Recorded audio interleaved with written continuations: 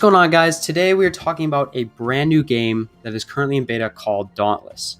Now, Dauntless is an open world monster hunting game where you fight these legendary beasts called behemoths. You, a slayer, have to kill the behemoths to protect a city called Ramsgate. We'll discuss Ramsgate a little bit more later. You start off quickly learning the ropes as a recruit after your airship takes a hit due to a storm. Now, these behemoths feed on aether that holds the islands up. Each behemoth has its own name, attacks, loot, and combat style. If they consume too much aether, they get too powerful and the islands fall out of the sky. Aether is also used to power a slayer's weapons and ships. In order to power your airship back up, you must defeat the first behemoth. After learning experience in battle, you can collect enough aether from the fallen behemoth to return to Ramsgate. Once in Ramsgate, you meet Cat, who is a mighty slayer and will guide you through your hunts. There's also an alchemist where you can craft tonics using flowers you collect on the island. A weapon and armor smith where you can create powerful gear using resources harvested from the behemoths. And other things too, like places to get more quests and improve your lantern. Your lantern is a tool that you use to help find a behemoth once you're on the island. You can upgrade it to give you a shield, help damage behemoths, and grant swiftness.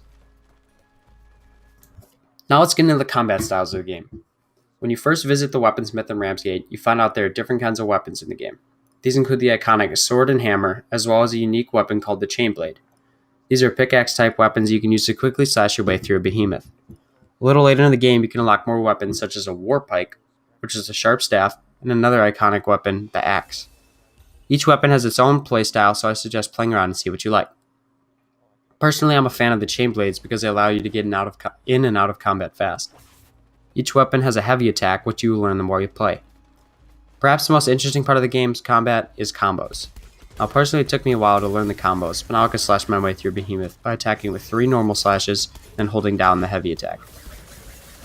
I'm sure there are many more secrets to come, and it will take a while to fully understand the combat system. The next part of the combat is breaks. Each behemoth has a head, 4 legs, and a tail.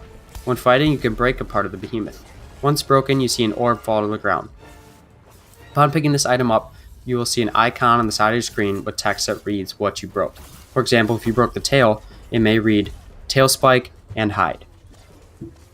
These are the things you need to craft armor and weapons in the game, so I suggest focusing different parts of the behemoth to get the most supplies out of it. The more breaks you have, the more supplies you get. After a certain amount of time goes by, the behemoth may dig its way out or just vanish. This means that it fled. Use your lantern to help you find it again. The next part of combat is items. Every game you start with 5 healing tonics, as well as any other tonics you equip in the lobby or Ramsgate. You can use these at any time on the island. They provide a variety of different buffs. Each player also receives 1 self-revive in case they're downed, and their teammates cannot get to them.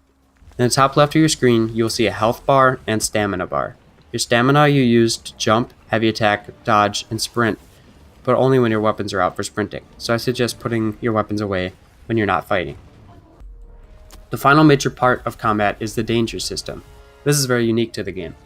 In the top right of your screen, there's a triangle reading a percent. This is your danger level. When you reach 100%, your revives are disabled. Danger increases the more damage you take and the more you get downed. Now let's get a little bit more into the crafting of the game.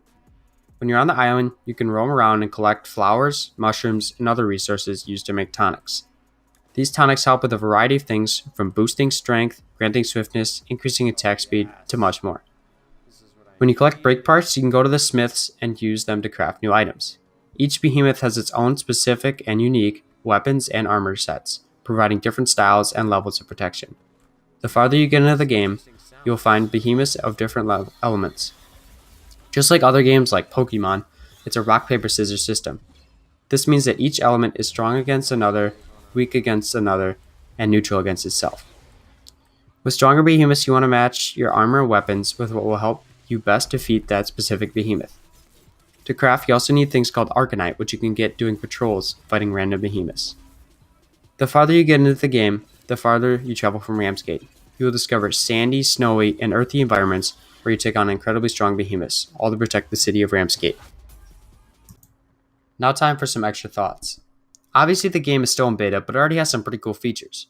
For example, you can team up with friends or make new ones with the game's social feature. Other features include emotes, customizable flares, creating your own banner, and changeable airship drop styles for when you land on the island.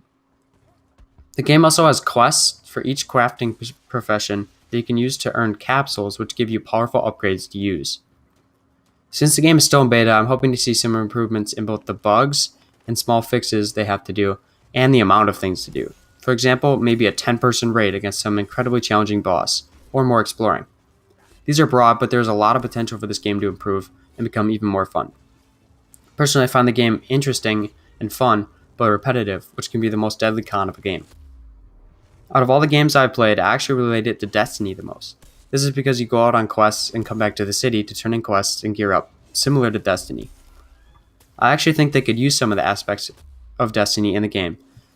For example, in Destiny they have the New Monarchy, Future War Cult, and Dead Orbit, which you can represent and earn weapons and armor, which would be a cool way to get armor in Dauntless. Another aspect they could add in is multiple professions and characters. In Destiny, there are different classes or professions you can choose from, which I think would work well in Dauntless. They could have different weapons, dodges, and abilities that would make them unique. If they did this, they could also do what Destiny does and make it so you have multiple character slots, one for each class.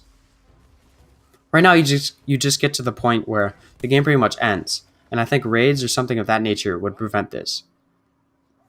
These are just a few of the things I would think would improve the game. Let me know what you guys think of the game and some ways to improve it.